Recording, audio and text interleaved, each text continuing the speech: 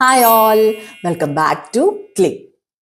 Today is day 7 of our 14 days dual lab with Click. നാളെ നമുക്ക് 8th ഡേയിലേക്ക് കടക്കേണ്ടതായിട്ടുണ്ട്. അപ്പൊ day 7 വരെ നിങ്ങൾ എന്റെ കൂടെ തന്നെ ഉണ്ടെന്ന വിശ്വാസത്തിലാണ് ഞാൻ പോകുന്നത്. ചിലരൊക്കെ നമുക്ക് പേഴ്സണലി വാട്സപ്പിലെല്ലാം മെസ്സേജ് ചെയ്യുന്നുണ്ട്, മിസ്സേ ആ ടോപ്പിക് നമ്മൾ കവർ ചെയ്തിട്ടില്ല, സോ അതെന്താ ചെയ്യേണ്ടത്, എങ്ങനെ മാനേജ് ചെയ്യണം, ഇത്രയും ടോപ്പിക്കുകളൊപ്പം എത്താനായിട്ട് പറ്റിയിട്ടുണ്ട്. അത് പിന്നെ സംശയങ്ങൾ ചോദിച്ചുകൊണ്ട് ഒരുപാട് മെസ്സേജസ് വരുന്നുണ്ട്. I am really GLAAD that you all are taking this very seriously. ഞാൻ നേരത്തെ നിങ്ങളോട് പറഞ്ഞിട്ടുണ്ടായിരുന്നു, this exam is A golden opportunity for you. How? ഈ ആകെ മൂന്ന് സബ്ജക്റ്റുകളെ നമുക്ക് ഇതിനകത്ത് പഠിക്കാനുള്ളൂ കുട്ടികളെ, മാത്സ്, ഫിസിക്സ്, കെമിസ്ട്രി. അപ്പൊ മുൻ വർഷങ്ങളിലൊക്കെ പാസ്സായിട്ടുള്ള ആൾക്കാരാണ് ഞങ്ങൾ, അതുകൊണ്ട് ഞങ്ങൾക്ക് ഇത് ക്ലിയർ ചെയ്യാൻ പറ്റുമോ എന്നുള്ള ആത്മവിശ്വാസം ഇല്ല, നമ്മൾ പഠിച്ച കാലത്തെ ഫിസിക്സും കെമിസ്ട്രിയും അല്ല എന്നൊക്കെ പറഞ്ഞ് കുറെ പേരിങ്ങനെ മെസ്സേജ് ചെയ്യും, വിളിച്ചു പറയും, കാര്യങ്ങളൊക്കെ ഉണ്ട്.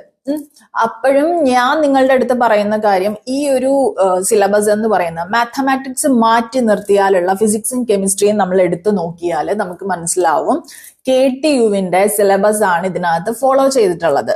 പക്ഷെ KTUവിനകത്ത് തന്നെ എന്താ പറയാ, സബ്ജക്ട്സ് ഫിസിക്സിൽ നിന്ന് ഏതു ഭാഗം ഇലക്ട്രിക്കൽ കുട്ടികൾ പഠിക്കുന്നുണ്ടോ അതായിരിക്കണമെന്നില്ല കമ്പ്യൂട്ടർ സയൻസിലെ കുട്ടികൾ പഠിക്കുന്നത്. അതുപോലെ തന്നെയാണ് കെമിസ്ട്രിയുടെ കാര്യവും.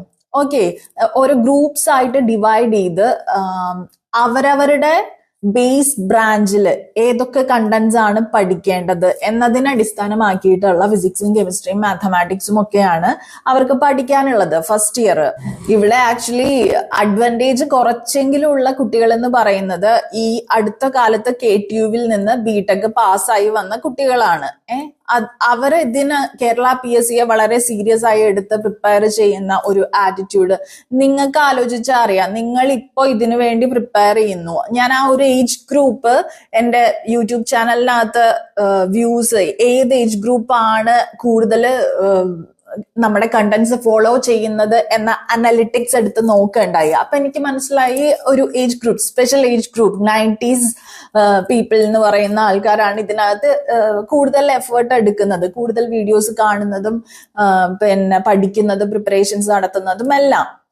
അതുകൊണ്ടാണ് ഞാൻ പറയുന്നത്, ഇത് ഈ ഒരു സിലബസ് എന്ന് പറയുന്നത് വെറും 3 സബ്ജക്റ്റുകൾ മാത്രം ഉൾക്കൊള്ളിച്ചുകൊണ്ട് എല്ലാവർക്കും ഒരേ രീതിയിൽ തന്നെ കഷ്ടപ്പാടുകൾ സമ്മാനിച്ചുകൊണ്ടാണ് ഈ ഒരു സിലബസ് തയ്യാറാക്കിയിട്ടുള്ളത്. നമ്മുടെ ചാനലിനകത്ത് നമ്മൾ എക്സാക്ട് സിലബസ് ആണ് ഫോളോ ചെയ്തിട്ടുള്ളത്. വീഡിയോസ് ആയിക്കോട്ടെ, നോട്ട്സ് ആയിക്കോട്ടെ, ക്യാപ്സ്യൂൾസ് ആയിക്കോട്ടെ, അല്ലെങ്കിൽ എന്താ പറയാ ക്വസ്റ്റ്യൻ ബാങ്ക്സ് ആയിക്കോട്ടെ, നമ്മൾ അങ്ങനെയാണ് ഫോളോ ചെയ്തിട്ടുള്ളത്.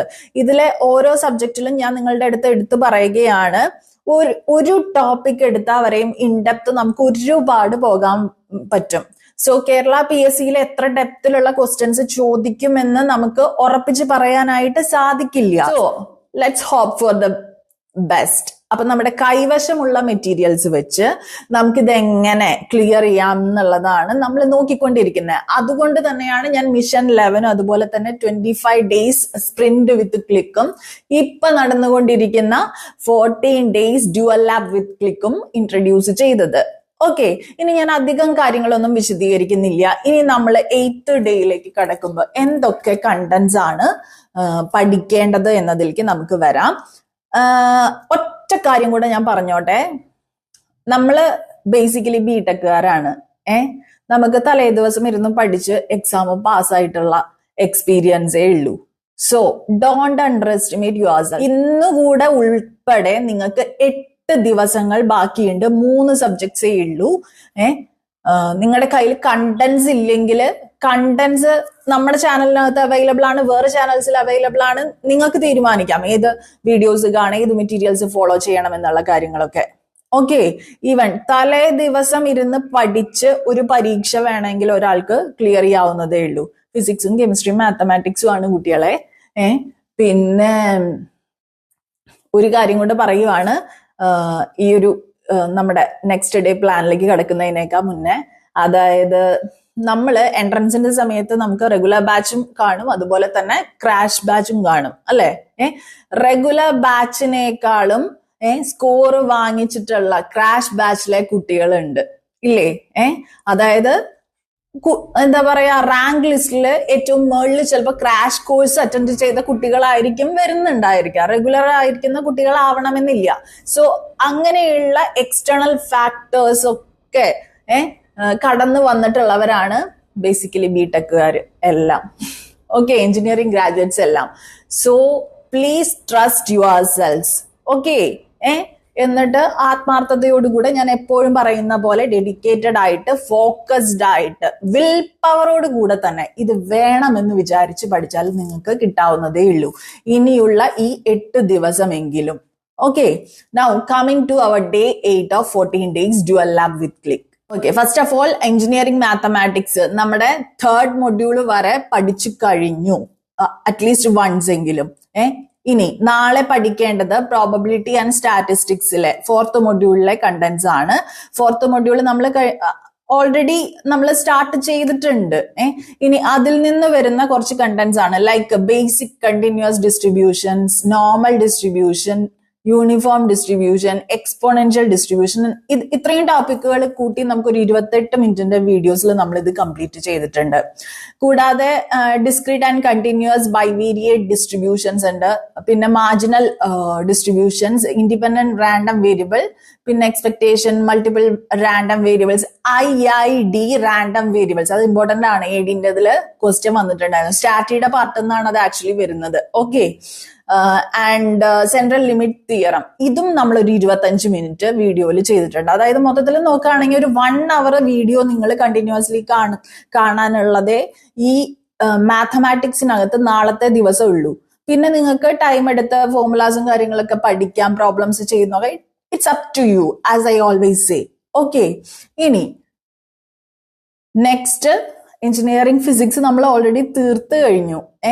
സോ നമുക്ക് എഞ്ചിനീയറിംഗ് കെമിസ്ട്രിയെ കുറിച്ച് സംസാരിക്കാം. 3rd മൊഡ്യൂൾ എത്തി നമ്മൾ ഓൾറെഡി എയർ പൊല്യൂഷൻ തീർത്ത് കഴിഞ്ഞു, വാട്ടർ പൊല്യൂഷൻ ഇന്നേക്ക് തീർത്തിട്ടുണ്ടായിരിക്കണം. ദെൻ നമ്മൾ പഠിക്കാൻ പോകുന്നത് സോഴ്സസ് ഓഫ് എനർജി ആണ് നാളത്തെ ദിവസം. ഡിഫറെന്റ് സോഴ്സസ് ഓഫ് എനർജി, അതുപോലെ തന്നെ ന്യൂക്ലിയർ പൊല്യൂഷൻ ആൻഡ് ബാറ്ററി എന്ന് പറയുന്ന ഒരു ടോപ്പിക്കും കൂടെ അതിലുണ്ട്. ആ മൊഡ്യൂൾ അവസാനിക്കുന്നത് വർക്കിംഗ് ഓഫ് ലിഥിയം അയോൺ ബാറ്ററിയും അതുപോലെ തന്നെ ഹൈഡ്രജൻ ഓക്സിജൻ ഫ്യൂവൽ സെല്ലും വെച്ചാണ്. ഇതിലെല്ലാം കൂടെ നോക്കുവാണെങ്കിൽ സോഴ്സസ് ഓഫ് എനർജി നമ്മൾ 7 മിനിറ്റ്സിന്റെ ലെസ് ദാൻ 7 മിനിറ്റ്സിന്റെ ഒരു വീഡിയോ ആണ്. And in case of nuclear pollution അതൊരു 5 മിനിറ്റ്സിന്റെയോ മറ്റോ വീഡിയോ ആണ്. ഏറ്റവും ഇമ്പോർട്ടന്റ് ആയിട്ടുള്ള കണ്ടന്റ്സ് നമ്മൾ ഇൻക്ലൂഡ് ചെയ്യാനായിട്ട് മാക്സിമം ട്രൈ ചെയ്തിട്ടുണ്ട്. പിന്നെ ബാറ്ററി ആണ് ഒരു 7 മിനിറ്റ്സ് വരുന്നത്. സോ ലെസ് ദാൻ 20 മിനിറ്റ്സ് ആണ് നമുക്ക് ആക്ച്വലി ഈ പറയുന്ന എഞ്ചിനീയറിംഗ് കെമിസ്ട്രിയുടെ വീഡിയോ കാണേണ്ടതായിട്ടുള്ളൂ. ഞാൻ നിങ്ങൾക്ക് ഇതിന്റെ 8th ഡേ എന്തൊക്കെ ടോപ്പിക്സ്, ഏതൊക്കെ വീഡിയോസ് ആണ് കാണേണ്ടത് എന്നുള്ള ലിങ്ക് ഡിസ്ക്രിപ്ഷനിൽ ആഡ് ചെയ്യുന്നുണ്ട്. പിന്നെ നെക്സ്റ്റ് വരുന്നത്, ഇത്രയും കണ്ടന്റ്സ് നമ്മൾ പഠിച്ചു കഴിഞ്ഞാൽ 4 മണിക്കൂറെങ്കിലും മിനിമം പെർ ഡേ നിങ്ങൾ സ്പെൻഡ് ചെയ്യണമെന്ന് ഞാൻ പറഞ്ഞിട്ടുണ്ട്. അത് വേറൊന്നും കൊണ്ടല്ല, പഠിക്കുകയും ചെയ്യുന്നു, ഒപ്പം റിവിഷൻ ചെയ്യുകയും ചെയ്യുന്നു. ആ ഒരു സ്ട്രാറ്റജി ആണല്ലോ നമ്മൾ ഫോളോ ചെയ്യുന്നത്. നേരത്തെ നമ്മൾ ഡിസ്കസ് ചെയ്തിട്ടുള്ള 2357 എന്ന് പറയുന്ന ആ ഒരു ടെക്നിക്ക്, അത് പ്രകാരം നമ്മൾ മാൻഡേറ്ററിലി 8th ഡേ റിവിഷൻ ചെയ്യേണ്ട കണ്ടന്റ്സ് എന്തൊക്കെയാണെന്ന് വെച്ചാൽ, എഞ്ചിനീയറിംഗ് മാത്തമാറ്റിക്സ് മൊഡ്യൂൾ 1 നിന്നും മെട്രിക്സ് ഓൾജിബ്ര, മൊഡ്യൂൾ 2 നിന്നും calculus first part. Okay, then module 3 നിന്നും ഓർഡിനറി ഡിഫറൻഷ്യൽ ഇക്വേഷൻ, അത് കംപ്ലീറ്റ്. ഓക്കെ, റിവിഷൻ മെറ്റീരിയൽസ് എല്ലാം ഞാൻ പറഞ്ഞിട്ടുണ്ട്. അതായത് നമ്മൾ ഫസ്റ്റ് ടൈം ഒരു കണ്ടന്റ്, ഒരു സബ്ജക്ട് പഠിക്കാൻ തുടങ്ങുമ്പോൾ എൻഡ് ഓഫ് ഡേ നമ്മുടെ കൈവശം ഉണ്ടായിരിക്കേണ്ടത് എന്താണ്?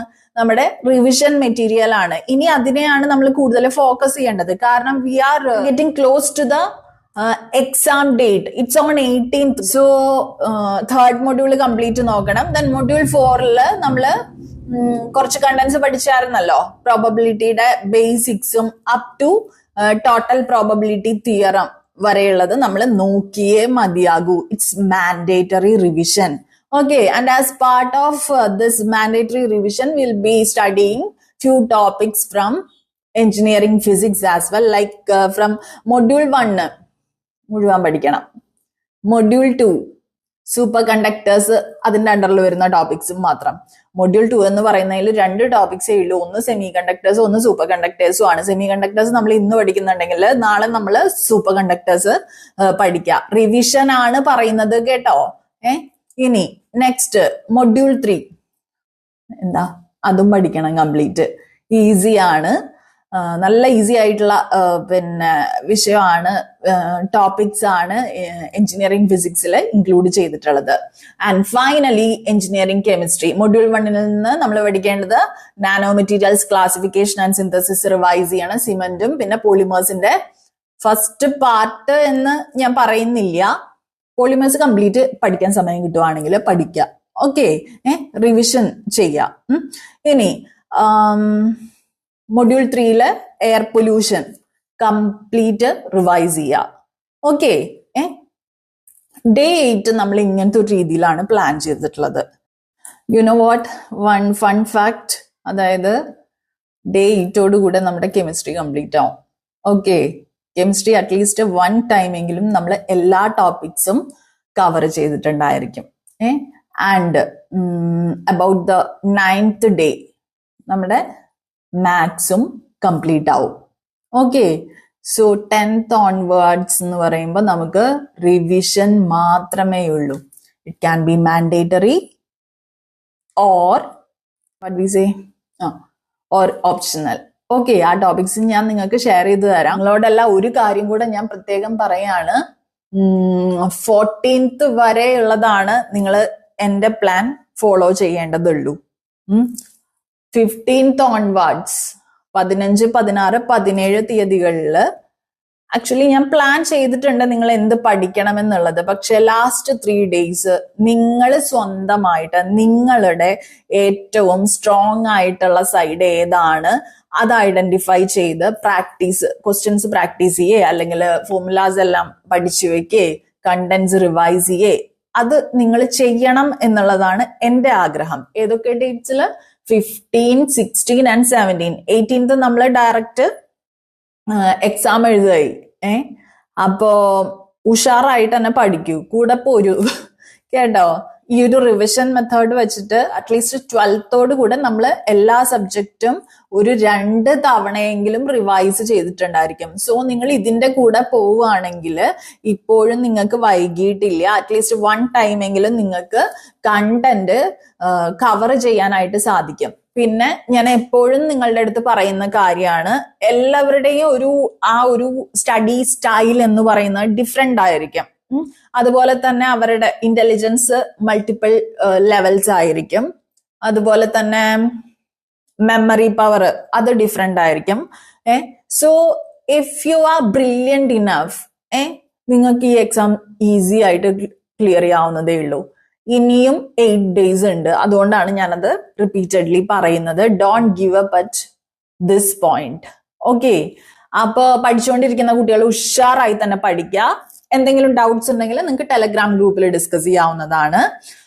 അപ്പോ കുറച്ച് ദിവസങ്ങൾ കൂടിയേ ഉള്ളൂ. Please do struggle. ഇതൊരു സ്ട്രഗിൾ ആയിട്ടല്ല, എൻജോയ് ചെയ്ത് പഠിക്കൂ കേട്ടോ.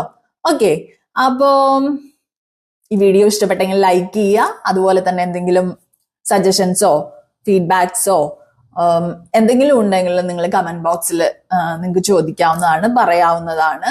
ചാനൽ ഇതുവരെ സബ്സ്ക്രൈബ് ചെയ്യാത്ത കുട്ടികളാണെങ്കിൽ പ്ലീസ് ഡു സബ്സ്ക്രൈബ്. ഓക്കെ, അപ്പൊ signing off your study partner click. Stay focused on what really matters.